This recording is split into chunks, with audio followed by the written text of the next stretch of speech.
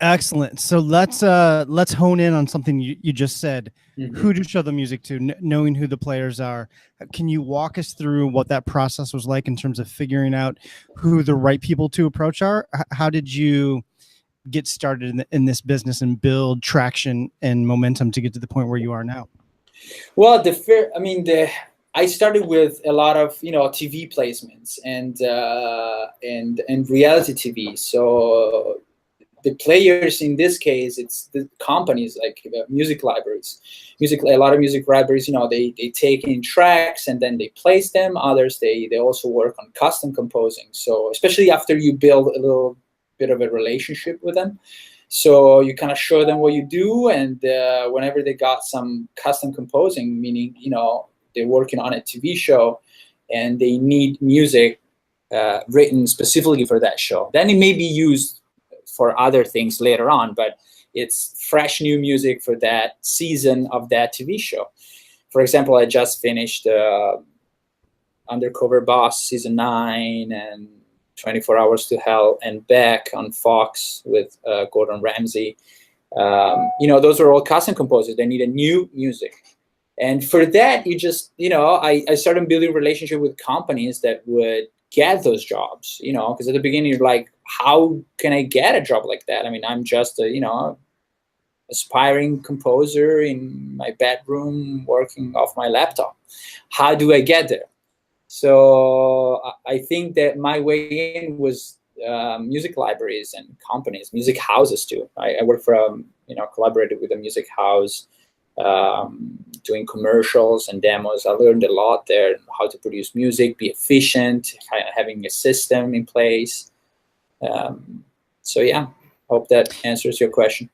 I think so, but there's a lot of music libraries out there. There's a lot of There companies are. that do this type of work. So how did you find the right companies? Yeah, Were you just randomly yeah. pitching music to anybody and everybody? Yeah, at the beginning I didn't know exactly what to do. That's why I had to learn. Yeah. I reached out to a lot of company, and Eddie Gray helped me out with that too. He's great at that.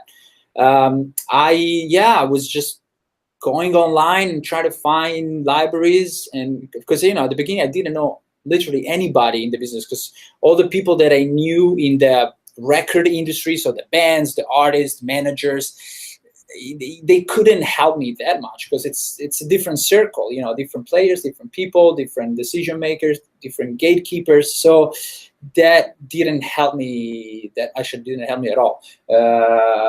It helped me as far as getting some placements with my band. So I could show, if I would reach out to companies like, hey, I wrote this song that was licensed to the New York Rangers and the LA Kings, and it's been played in all the arenas. That always help if you have a curriculum, resume, having a history in the business definitely helps. But it started like just randomly reaching out to people, other composers, other libraries, and see what stuck. And eventually, I find those libraries that I gave up a lot of tracks that I haven't seen yet any revenue for. It sometimes just have to. It's very business. I mean, this whole thing is, you try and you see what happens. That was my experience, starting from literally nothing. I know that people that, if you really know somebody that works at a company or a music house or a library, you know what they're doing, then the thing is that about my experience with that, I would write 100 emails and only 3 people would get back to me. Yeah. You know? Yeah, exactly. I mean, I think that's my experience, and I think most artists have a similar experience. How do you stay motivated during this process, though? This can be, it's like, on one hand, licensing is a very fast-paced business, and in terms of music needs, shows need music very quickly. But on the other hand, it's a very slow-moving business in terms of actually getting started and building momentum. And this story that you're relating is a very familiar story.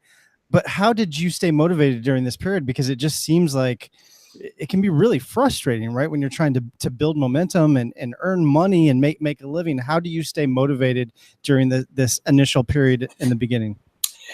I mean, that's right on the money. I mean, that's hard. How do you stay motivated? I mean, I'm lucky. I was always lucky enough to support myself with music. So if I wasn't doing, I wasn't licensing, I was at least playing music, touring or playing shows here in LA. So I was still doing music, which is pros and cons, because music, especially playing live, it's very seasonal. Some months you do really well, you got a tour, you travel for 6 weeks, a month, 2 months, 3 months, 4 months, whatever, but then you stay at home, and unless you get on the big tours, the money that you earn on the road doesn't last for the rest of the year, so you still have to kind of keep yourself busy. And that's how I approach, I started doing this. I think you stay motivated by having a goal, an idea. And, I know a lot of people that do other jobs in the meantime, and there's nothing wrong about it. Yeah. The important thing is the big picture.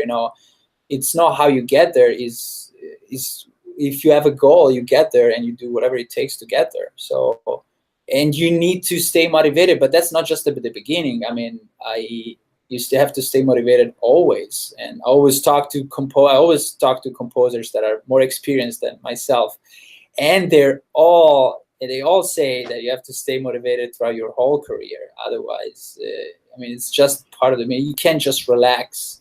And I mean, at some point, I guess you can a little bit, but enjoy also the other things in life. But it really needs a lot of drive and focus, and keep the faith in it, but also being smart, not just, I know a lot of people that, I have faith that this is going to work. And then, if you don't have a plan, it's not going to work. You really need to make a plan. And if it's not moving the pace you want it to, like you were saying, sometimes it's very slow and it takes time. My suggestion for aspiring composers is, in the meantime that you wait for an answer or that you contact new people, just keep writing, build your own library that you're going to sell later, or you're going to keep for yourself. That's, depending on the business decision that you make, but keep writing. I think if you want to be a composer, even if you do another job to support yourself, that could be in the music industry or not, at least 2 tracks a week, at least, because, once you become a professional, that becomes 10, 15. Easily it can be that, write the best music that you can, because that's what you're going to show people, and write whatever you feel you feel good at. If you feel like you're a rock guy, that's how it started. I was a guitar player, so it was easier for me to write stuff that was, and also more unique, because I know how to play guitar, so not all composers know how to play guitar. So that's how I started, and I have acoustic guitars, dobros. So I started doing that, and people started calling me up because of that. We need a track that's southern tension, like all those big drums and slide guitar.